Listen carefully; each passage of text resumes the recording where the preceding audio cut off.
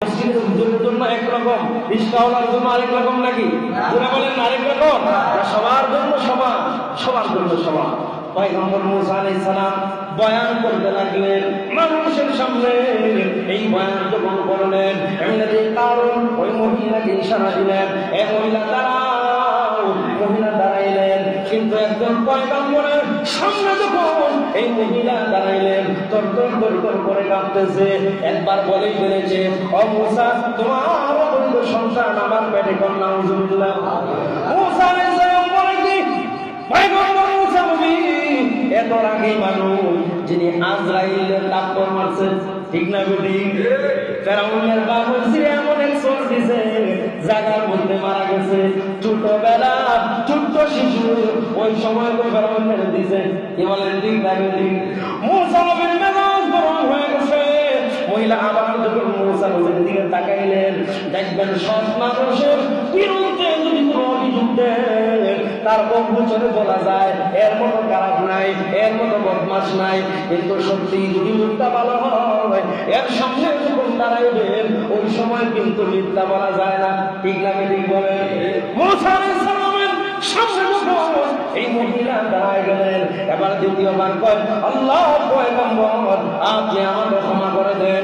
এই দেখবেন এই ব্যাগের ভিতরে লক্ষ লক্ষ টাকা আছে, ওই যে কারণ আমার টাকা দিয়েছে এই কথা বলার জন্য, আপনার বিরুদ্ধে এমন অপবাদ দেওয়ার জন্য। এমনিতে মুসা নবী বলেন, আল্লাহ, কারণের বিচারটাকে আপনি করবেন না আমি করতাম? কারণ মুসা তো গরম মানুষ। আল্লাহ আপনি করবেন নাকি আমি করতাম? আল্লাহ বলেন, মুসা, বিচার তুমি করবা, তবে সাহায্য করবো আমি। আমার ভাইরা, আল্লাহ রাব্বুল আলামিন এবার মাটিকে হুকুম করলেন। মাটি মুসা আলাইহিস সালামকে বললেন, মাটি হুকুম দাও আমার পক্ষ থেকে। মুসা নবী মন্ত্র বললেন, এই কারুনকে ছাড়িস না। মাটির সাথে সাথে কারুনকে চাপ দিয়ে ধরছে। সুবহানাল্লাহ। কারুনের মধ্যে বানানো এইভাবে কারুন হাঁটু পর্যন্ত গেছে, কবর পর্যন্ত গেছে।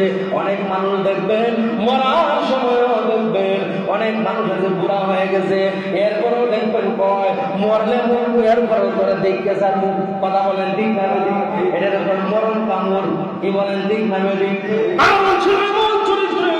কারণ কয়, মুসা মরে তো গেলাম, মরণ কামড় করে একটা দিয়ে যাবো।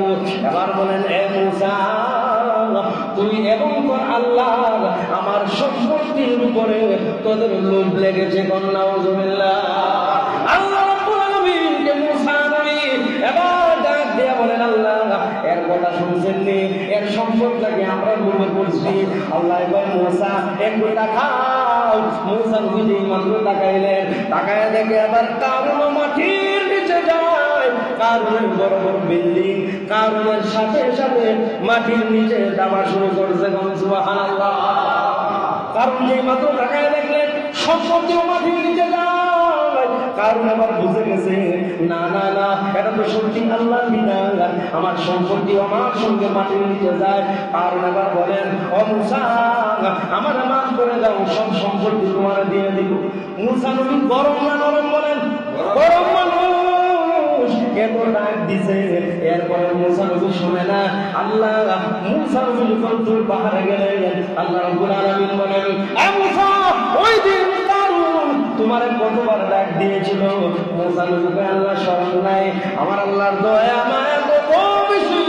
আল্লাহ বলেন, এ মুসা, কারণ এত বড় ভয়ঙ্কর মানুষ, এরপরও তোমার যখন এই কারণ তোমার যখন বাঁচানোর জন্য ডাক দিয়েছে, আমি আল্লাহ কুদরতে বলি না কারণের দিকে নজর দিয়েছিলাম।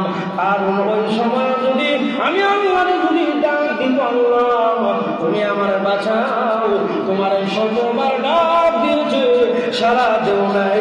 কারণ ওই সময় যদি আমার ডাক দিত বাঁচানোর জন্য, আমি আল্লাহ কারণের ডাকে সারা দিয়া সব মাফ করে জান্নাতি বানায় দিতাম।